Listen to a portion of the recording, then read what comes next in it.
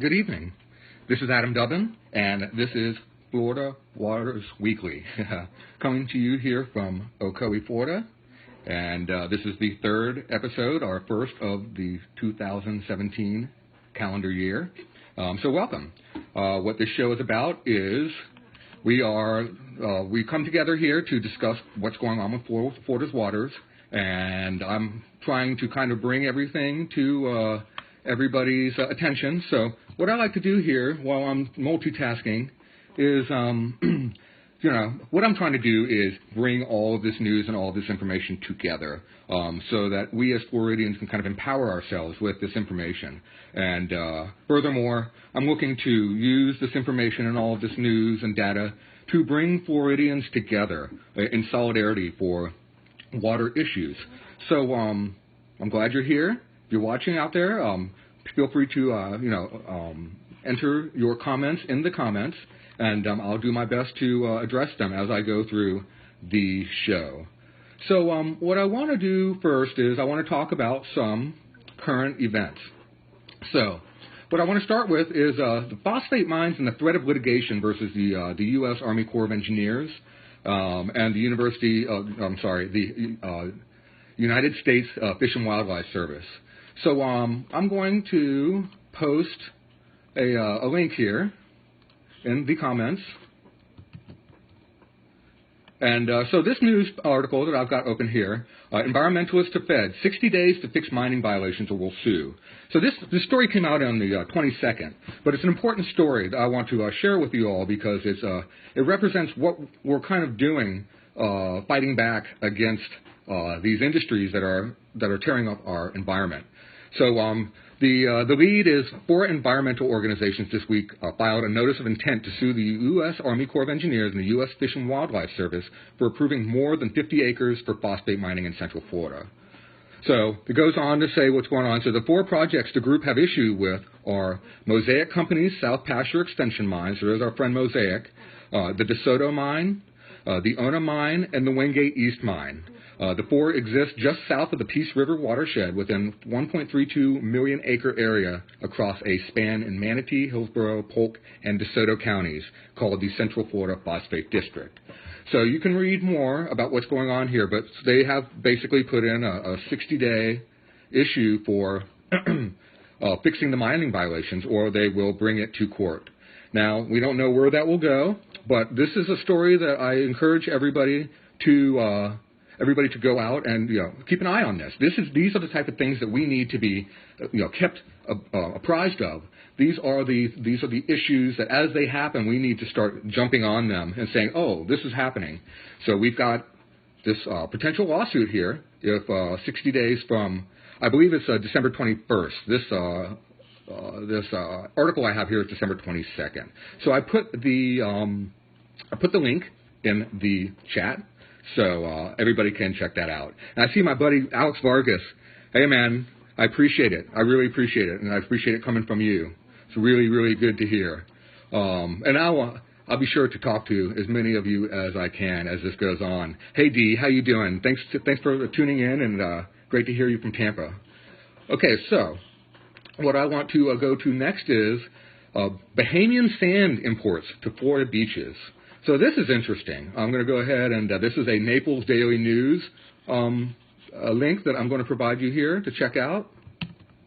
Okay, so to follow along with me here, the lead is a potential solution to a troublesome sand shortage off southeast Florida is tucked away in a massive water resources funding bill President Barack Obama signed into law last month. And this is January 1st is the date on this article. So the 2016 Water Resources Development Act authorizes the Army Corps to study the potential of using foreign sand, such as from the Bahamas, to widen the shorelines and protect the coast from hurricanes like the ones that lashed the Big Bend in northeastern Florida last summer. So a federal search found enough sand to last 50 years, but beach project managers told the Daily News that the sand is too dark and risks triggering sand wars with other coastal counties. Project managers say Bahamian sand is the region's best chance to end expensive and inefficient sand hauls from the inland mines. The other thing that it mentions in the article is there's areas where they just can't harvest sand, or it's up against a reef where they can't get sand.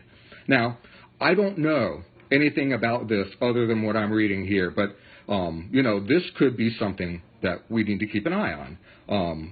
Bringing Bahamian sand in, how is that going to affect the ecosystem? So I'll definitely be keeping an eye on where this news goes, and I'd like to hear what the scientists and these smart people who are investigating this type of stuff and doing these environmental impact studies, I'd like to see what comes of it. Just sounds kind of odd to, be bringing sand from the Bahamas to the United States, but maybe, commerce sees no limits. So moving on, I want to talk about the judge tosses an EPA notification rule.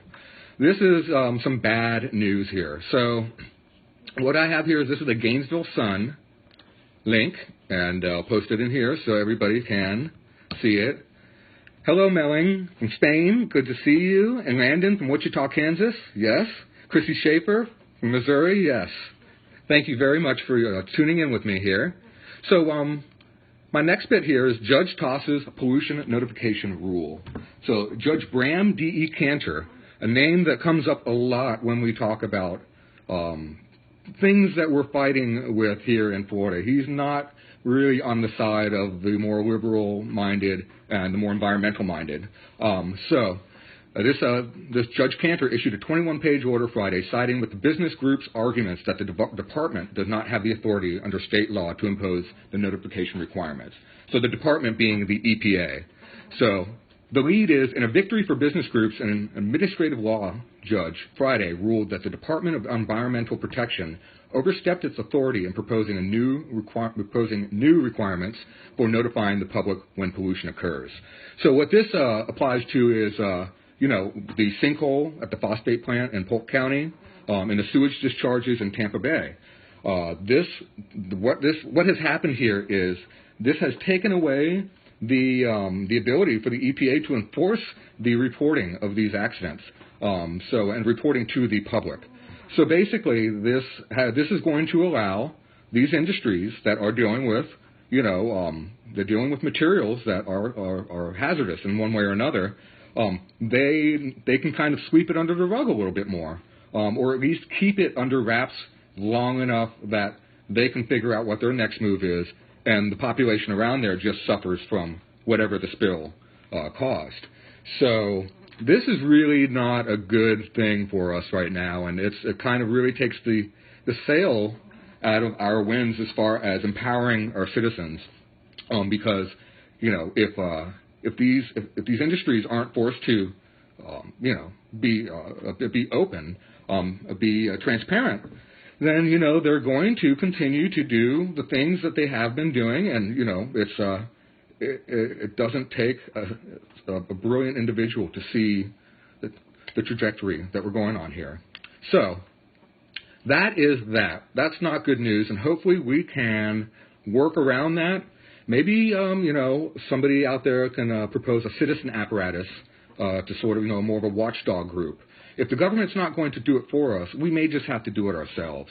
If you're the type of person who's into that type of research and overwatch, you may want to think about getting something started, and you can contact me or contact anybody else involved with, the Water is Life movement, and we can go from there.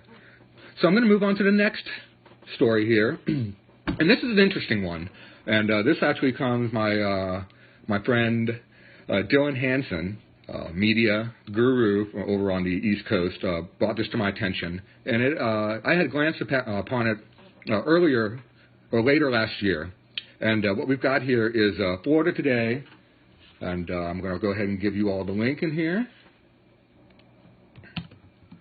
Okay, so with this Florida Today, pull this back up.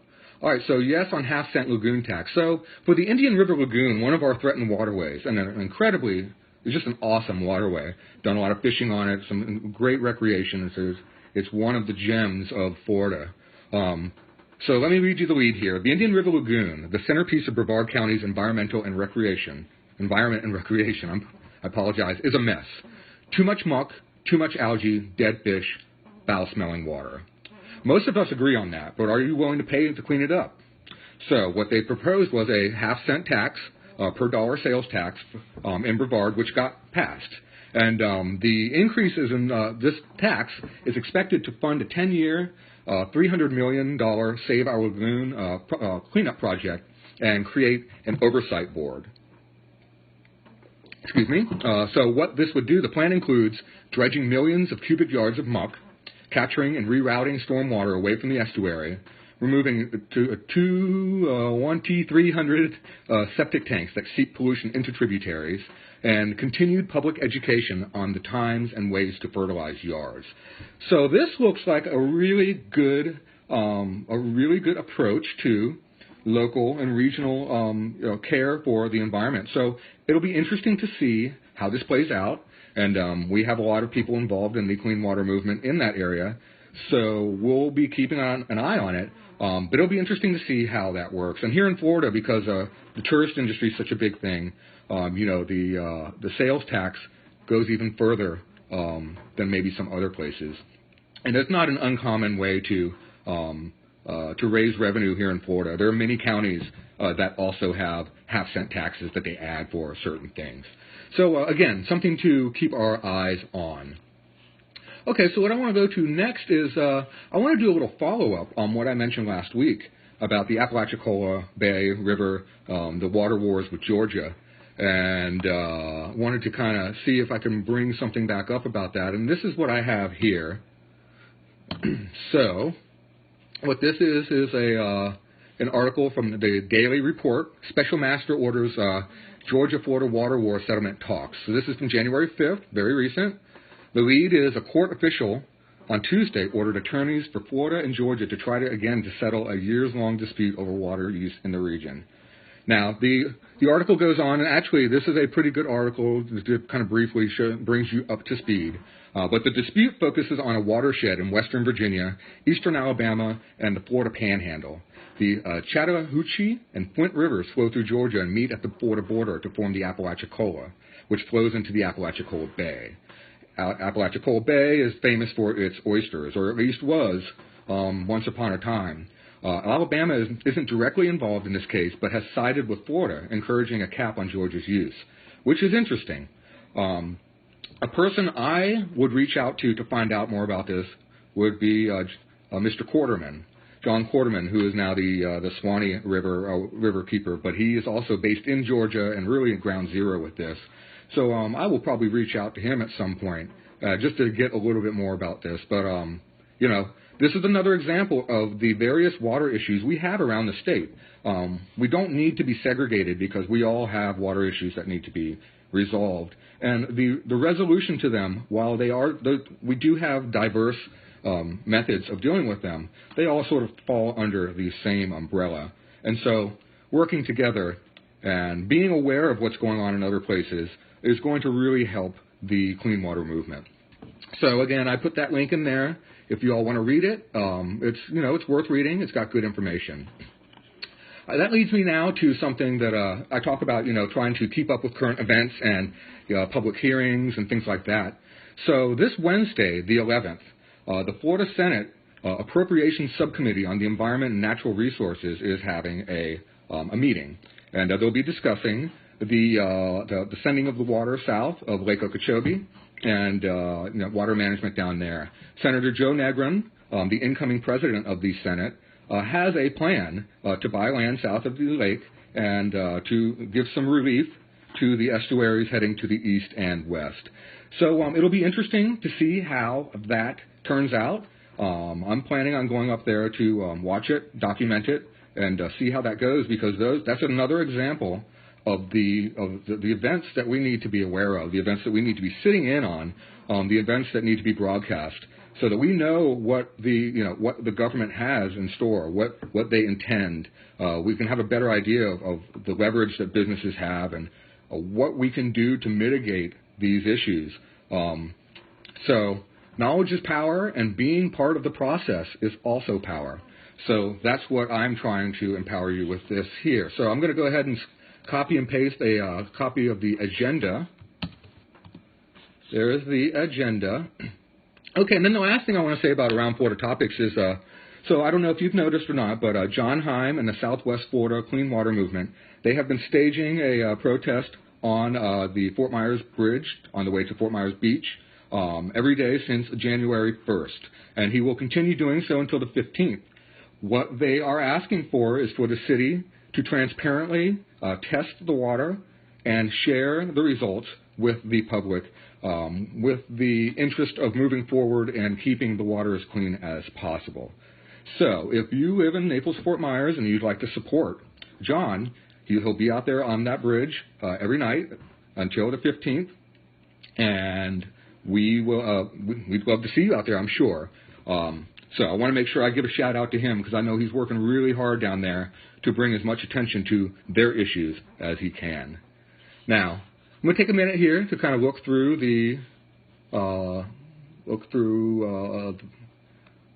comments here, and just bear with me for a second because I can't really see all of them.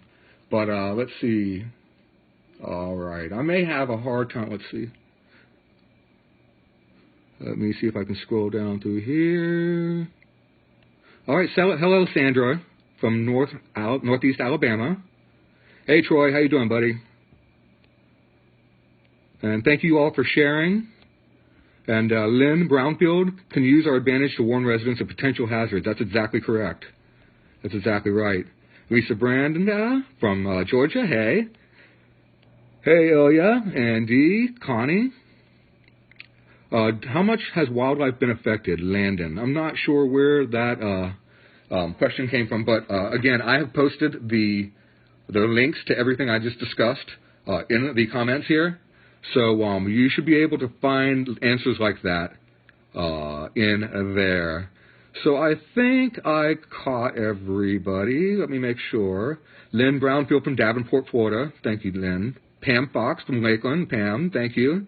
I'm going to be sending a shout out to you a little later. And all right, I think I got everybody else here. So what I'd like to do now is move on. Oh, actually, I'd like to take a sip of water, so excuse me. There's nothing more ironic than a parched, dehydrated water warrior, now is there? So I want to talk a little bit about the Sable Trail Pipeline and the updates. Now, I personally did not have an opportunity to get out to any of the sites personally this week, but I was in touch with people who were.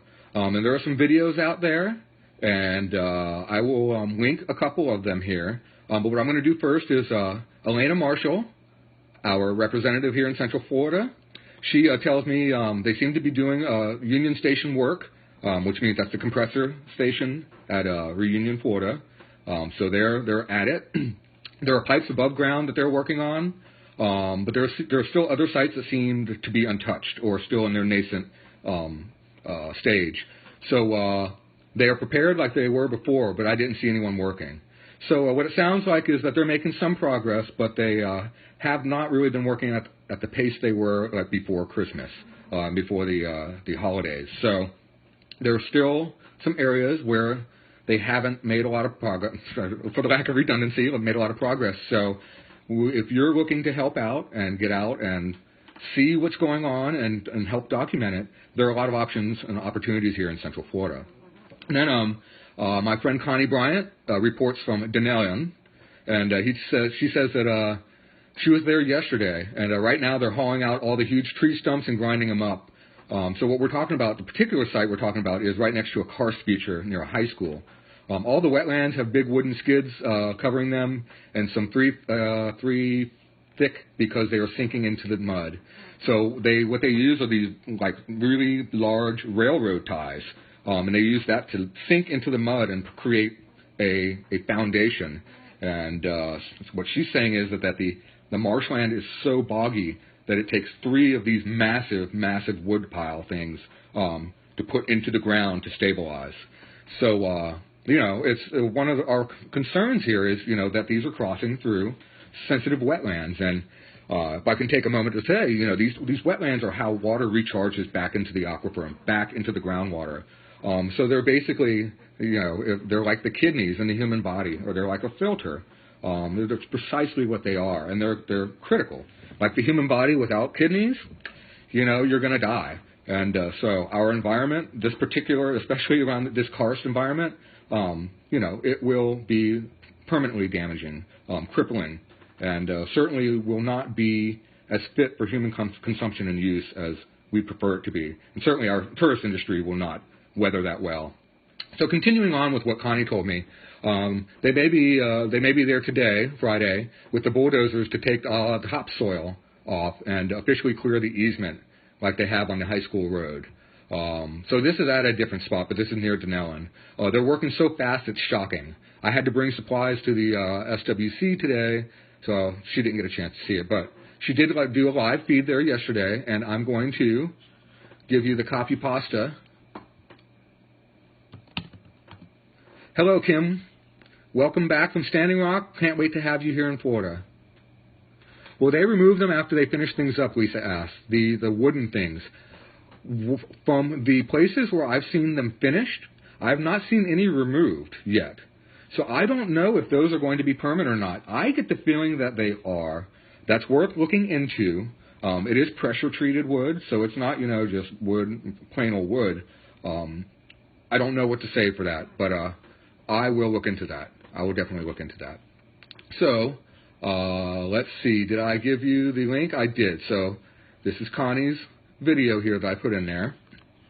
And then I got a report from County Road 337 in Levy County, Bronson, Florida, the Station Pond area.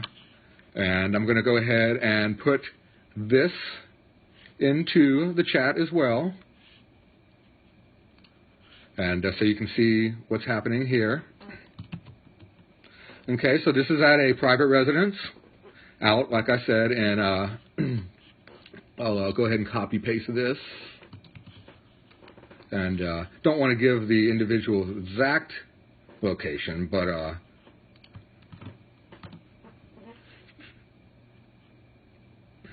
Youth Council said no structure is permanent. Shelia Moriarty tells me. All right, Cindy tells me that the security guard at the Santa Fe drilling site said they would leave the site better than it was before.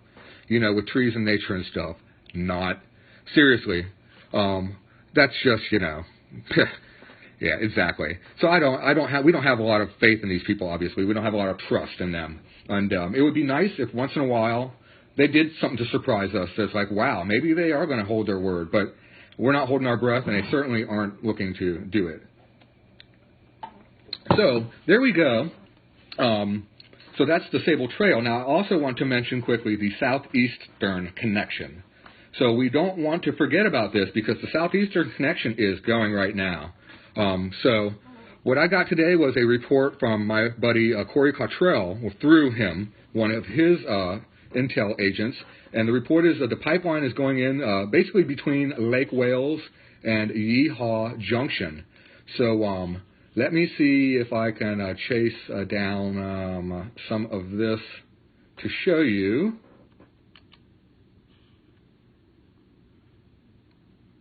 Give me 1 second here, and we'll see what we can do. But basically, this is what we are. This is the area that we're concerned about near Kissimmee, where the pipeline will be extending from Reunion Station at the end of the Sable Trail. And one pipe will be going through the Hunters Creek line that will eventually head towards the beaches. And the other is the Southeastern Connection that will eventually terminate in Martin County. So Facebook is not really complying with me at the moment. So I'm having a hard time pulling this image for you. But I will post it in the comments at the end so that you can see it. Now, let me move on here. And so... Okay, so I want to talk about camp situations. First of all, I want to announce that we have actually have a press release here, and I want to post it in here, that we have a Turtle Mound camp now, and this is kind of a big deal what's happening here. So I'm gonna post this in the thread, and then I'll go and proceed and tell you what's happening here. So, for immediate release, and I literally got this less than an hour ago from Anita Stewart, one of our water protectors and organizers here. Thank you, Anita. And indigenous camps to stop Sable Trail are now forming in Levy, Marion, Citrus, Alachua counties in Florida. It's headlined the Seminole Nation of North Florida, January 6, 2017. Williston, Florida. This week, the Seminole Nation of Florida, North Florida, approved and are planning for 4 camps in the Levy, Marion, Citrus, and Alachua counties of North Florida.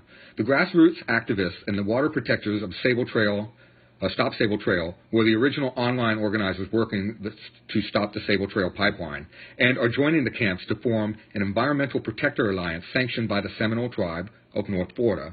The 4 camps consist of a working camp, a family camp, a spirit prayer camp, and a council fire camp.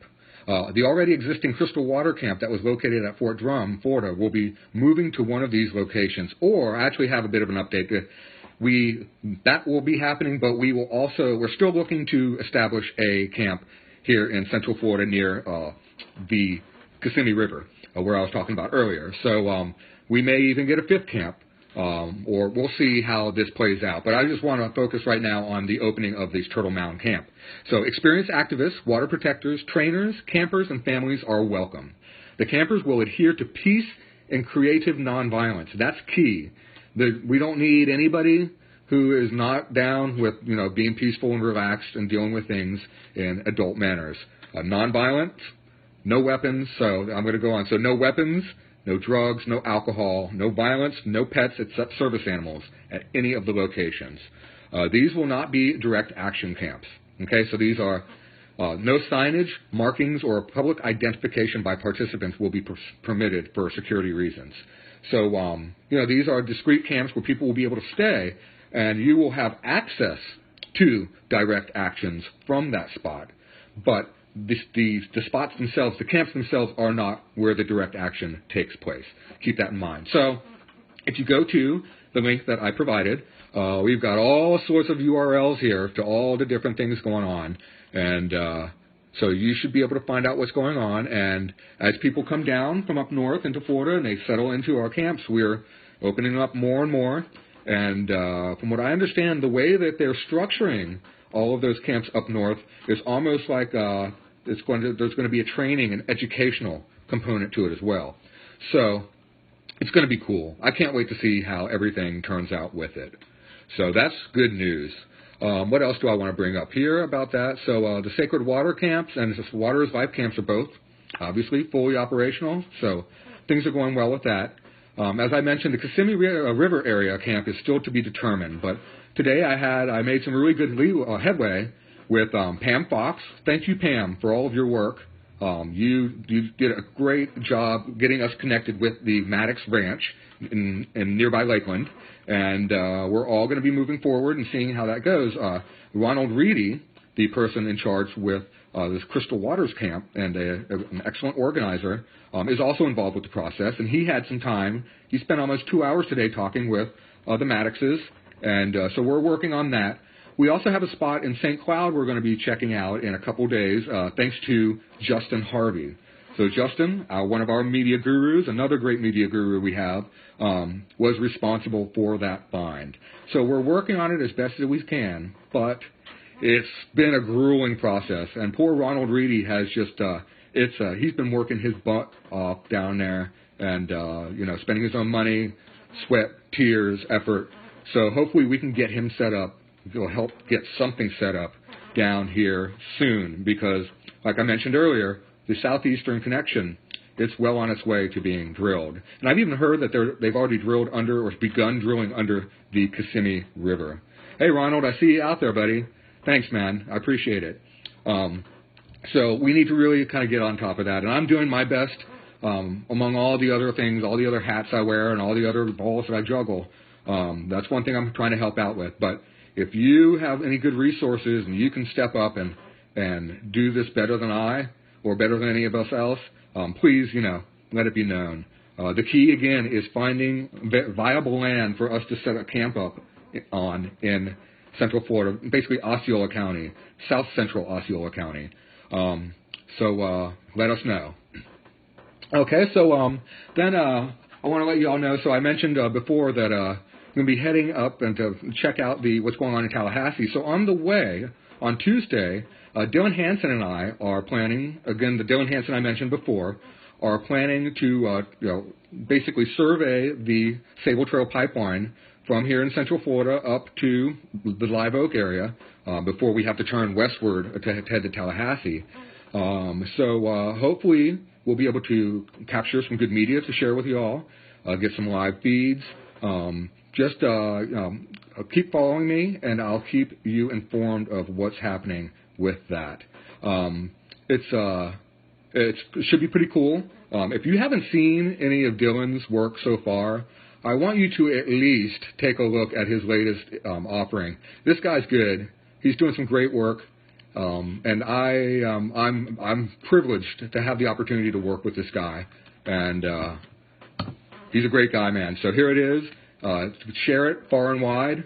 It's a really, really, really powerful piece where he has a young child speaking truths that adults can't seem to get through their heads. And it's just, it's a surreal thing to watch. So it's 2 minutes of your time that will be well worth it. So let me take a quick look at what's going on here, Pam. Well, thank you, Pam. This is a joint effort by all of us. We all need to pitch in on here. Okay, Lynn Brownfield is telling me that she witnessed tonight the burying of the pipeline in Davenport off of Highway 27. So, Lynn, I'm assuming that you mean that they have actually drilled, horizontally, directionally drilled under the highway already. So that's not good news. Okay, so Kim, fundraising sites up yet. So the best place to find information like that, you can go to Save Florida Waters Now. My site, I have a list of places to donate that I have vetted and I feel comfortable with. But you can also go to, so I'll go ahead and give you my main address, post that in here, but I'll also post the Stop Sable Trail main site so that you can have that, because this is really the best place to get your information. This Anita Stewart and a few others run this, and it is a very, very trusted source. So there you go. Let's see. All right, so I'm going to move on. I'm almost done here, actually. And so let's see what's happening here. Last on my list is I want to talk about some upcoming events.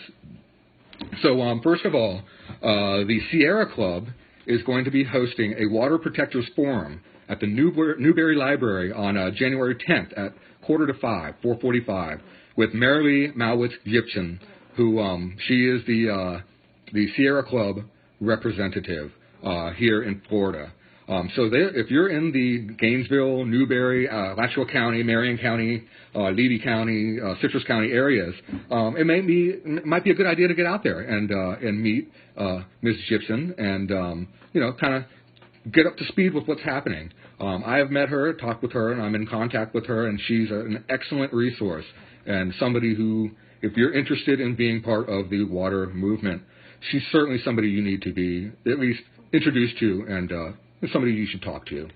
Then there's the Everglades Coalition 32nd Anniversary Conference, or annual conference in Fort Myers. 3 estuaries, 1 solution. So here is all right, well, first of all, let me give you let me put a link here for this. There's that, and then I'm going to go ahead and give you this annual conference. So this is what's happening here is 3 estuaries, 1 solution, Caloosahatchee, St. Lucie, and Florida Bay. So the Coalition's annual conference seeks to raise critical, timely issues for the in-depth debates in an open, accessible forum. Community leaders and political figures come to discuss their positions, pledge their support, and offer challenges to the community. The conference is attended by decision-makers from federal, state, local, and tribal governments, agency representatives, stakeholders, and a vast array of public and private interests, including scientists, educators, contractors, conservationists, the media, students, and the general public. The conference is the largest annual forum to advance Everglades conservation and restoration. So this conference is actually going on right now. It began yesterday, and it will be going through this weekend. So if you're over there, it still says registration open. So if this is something you'd like to check in on, I apologize for not getting this news to you more quickly. I'm kind of committed to this Friday thing, but go ahead and click on this link, check it out. And if you don't go this year, at least keep an eye out for any kind of media that comes out of that, or any transcripts or things that they may release, because I'm sure there's going to be some great information, incredible nuggets of data that we can use to figure out where we are and what we need to do to get clean water the primary focus and the highest priority that we can. Right, so the Facebook events. So I'm going to run through some events I have here. These are all Facebook events. So I told you about John Heim down in Southwest Florida, January 1st to 15th on the Matanzas Pass Bridge. So that's the bridge that takes you to Fort Myers Beach. Orlando says no to DAPL, no to Sable Pipeline. That's going to be this Sunday at Lake Eola Park at 1 p.m. I may or may not be there. I will not be there, as I will be on the air on a radio show that I will be posting in a bit. Then there's Say No to Sable Trail Gas Pipeline in Denellen, and that's on Monday at 1 p.m. Cindy Noel invited me to this, and I have not responded. I apologize, Cindy. But that is here. So I'm going to let me paste these into the chat here. Save you all a little bit of trouble. All right, so here's the Orlando one.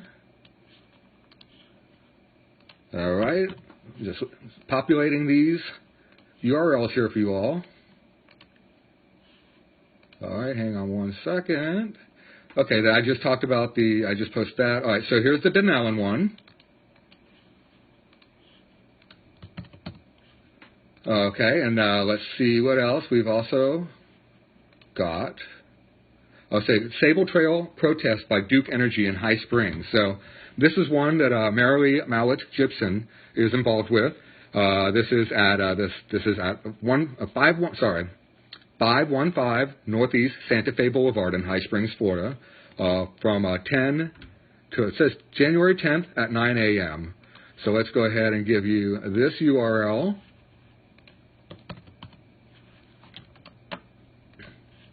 Okay, and then we have a few more.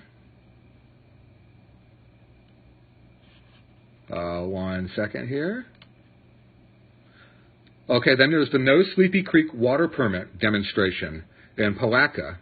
I was invited by Heather O'Bara, who is a part of the North Florida Springs Institute, or the Florida Springs Institute, and so. What this is about, let me read you really quick what's going on with this. So they want you, there's a demonstration to object to the consumptive use permit for the Sleepy Creek Ranch to help save the Ocklawaha River, Silver Springs, and now groundwater. So the concern here is that there is not a good monitoring of the use of groundwater here in Florida. So what the government will do is they will provide permits for people to use groundwater, farmers, agriculture, whomever. And they are supposed to use a certain amount of water. Now, they tend to not have meters on these wells, and they're not very well regulated, and they don't have a lot of people overseeing what's going on. As a result, we have a lot of overdraw from the aquifer, especially in the North Florida area, and it's threatening Silver Springs, the Ashatutney River, the Ashatutney Springs, all of those it's threatening. So what we're trying to do is reduce the amount of these permits that they give out, in an effort to reduce the amount of overall groundwater that's being taken out of the aquifer. And at the same time, we're pushing to get better oversight and regulation of this. But unfortunately, at the moment, that's not the case. So Heather O'Bara, again, is the contact person for this. And so I believe I posted that in here. Right? Am I correct? Yes, there it is. So that's that one. One second here. Then we have Help Protect Florida Waters in Tallahassee, Florida. That's Wednesday, January 11th at 6 a.m. So that's related to the event that is occurring on Capitol Hill and in Tallahassee. And I will probably be there as a press, in the form of being there for the press, more so than as a demonstrator. But I will be there, hopefully. So let me give you the link to that one. All right, and then so our next one here is we've got the phone bank and letter writing event. All right, so this is what we're doing here. We're going to be making phone calls and writing letters all day. We will flood the offices of local and state representatives and all the members of energy companies. So this is an event to try and get the attention of the places, the entities that are investing in these petroleum and hydrocarbon industries. All right, and then we have, after that, Rivers against Saber Trail in Live Oak. Okay, so this is January 12th. I'll put this in here. Okay, and so what's happening with this is Spectra Energy of Houston, Texas is drilling its 36-inch frac methane pipeline under the Swanee River and Withlacoochee rivers in Florida right now. It already caused a frack out of mud in the Withlacoochee River in Georgia and a sinkhole, plus more sinkholes were drilled under the Santa Fe River. How did this happen? What can we do to stop this unnecessary, destructive, and hazardous corporate boondoggle? Good word, man, boondoggle. Swanee Riverkeeper calls water protectors to rally in Live Oak against the Sable Trail pipeline and for our property rights, rivers, and the Floridan aquifer. All right, so this is hosted by John Porterman, the WWALS Watershed Coalition, which I mentioned last week. I talked about that. So this is legit, and so if you're in Live Oak on Thursday, January 12th, this is something you'll want to be a part of. And I did, in fact, put that in there. Let's see. Yep. Okay, and then wrapping up here, we've got a River Warrior meeting. Let me get you a link to that. So if you're down in the Stewart area, Stewart, there's a place called the River Warrior Lodge, which looks pretty cool, man. I am trying to get down there. And this is hosted by Kenny Hinkle, who is a representative from Bull Sugar. So if you're interested in being part of the solution when it comes to water issues in Stewart, Florida, anywhere around there, on Friday, January 13th from 6:30 till 9:30, I'll probably be on the air during that, but that doesn't hurt my feelings if you're there instead of watching me. But this is somewhere where you can kind of get together and talk with like-minded people, maybe have some libations and whatever else they serve there, whatever else they do there. So I wish I could be there. I'm actually interested in being there, but I'm not sure I'll be able to make that one. Okay, and then the last one I want to bring up here is called Water's Journey, a film screening. And so what this is let me give you the link here. And so the description here is the journey into the unknown begins. Here, there is absolutely no margin for error. Water's Journey, the hidden rivers of Florida, featuring the works of adventurer explorers Wes Skiles, Jill Heinrich, Tom Morris, and this is Friday the 13th at 7 p.m. at Room 138. So if you're familiar with North Florida and renting kayaks, canoes, other form of watercraft, you'll know Room 138. If not, then it'll be a great opportunity for you to get to a cool little place. It's more than just a store and a tourist stand. They also they keep art there. By local artists, some great art. In fact, my buddy Curtis Whitlawn, who is out of Tampa, I met him through Twitter, and I got to know him at the Florida Springs Field School. The guy's doing some great work, and some of his stuff, I believe, is still on display there. So my man Curtis, he's got some great works of art, and if you want some homemade, Florida-based art that really embodies the water, I mean, he uses watercolors. So how much closer can you get to water than watercolors for your art? So let me see if I can. What I'll do is I'll do my best. I'll put his name here, and he's there we go. I'll tag him in here, and hopefully, if you all are interested in what he has, then help a brother out. So that's it now. What I wanted to add here is that if you have any tips or any events happening in your neck of the woods and you'd like for me to talk about it here on Florida Waters Weekly, I'd love to. Please send your tips to my email address, and then you want to in the subject, you'll want to put water tips.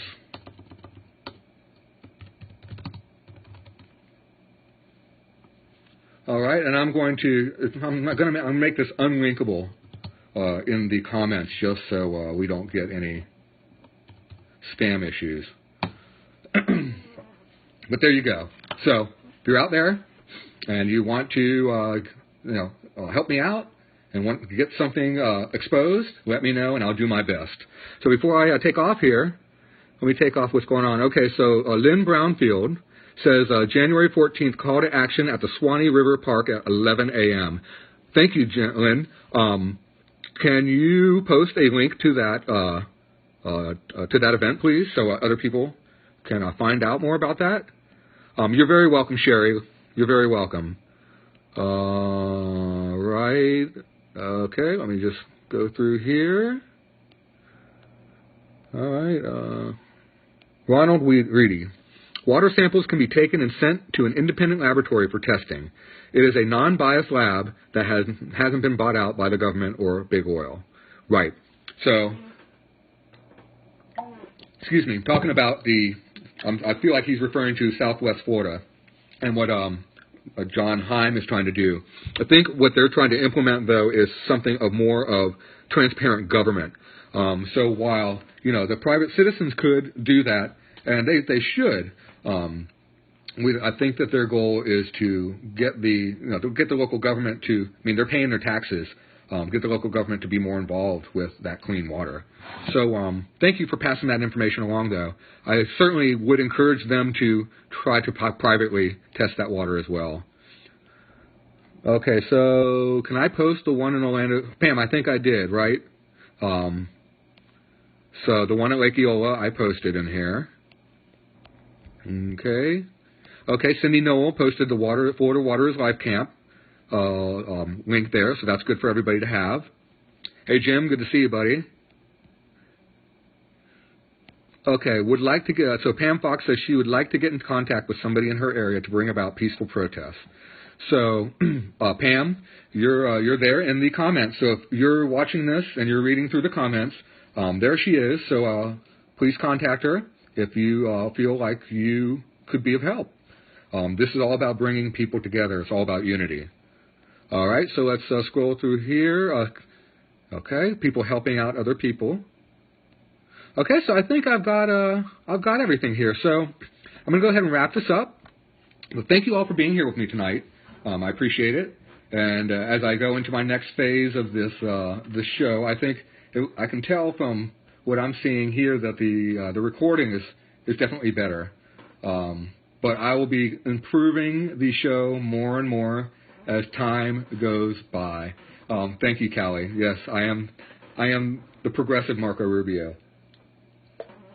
And so, as time goes by, we'll get more and more substance to this, and maybe the aesthetics will improve a little bit better. I can maybe think about a real wardrobe. We'll see where it takes me. But for now, this is Adam Dubbin, Florida Waters Weekly, checking out. Water is life. I want everybody to get out and talk to all their family, all their friends about the importance of clean water.